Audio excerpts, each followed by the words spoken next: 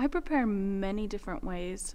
Visually, lots of visualization, I think, is the most prevalent in my routine. When I won the Met competition, they have a DVD called The Audition that is a documentary made on that specific audition, and I think I watched it about 38 times. And I imagined myself for those months that I was, the 3 months of preparation before the competition and the 3 months in the competition. I visualized myself winning that competition every day.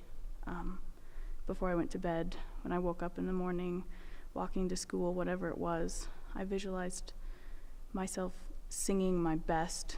And though I got there and it wasn't perfect, there were little things here and there, I would say that it was that visualization that made it so there weren't more things wrong, I guess.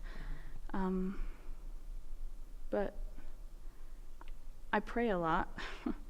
I think you have to be mentally grounded in order to perform, because when you get out on a stage in front of so many people, you're so exposed, and especially in live performance where anything can go wrong, you really have to trust in yourself or a higher power or whatever it is that you find your foundation in.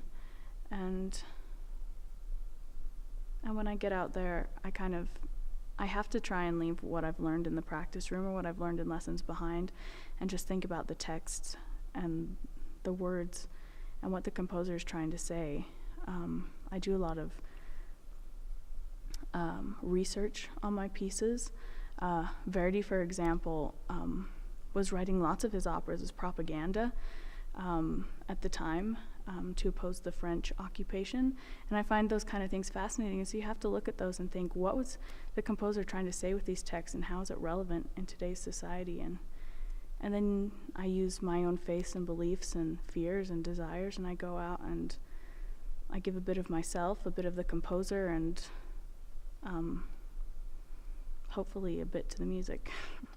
Music's the hardest to give to, I think. But that's what I think about when I'm out there.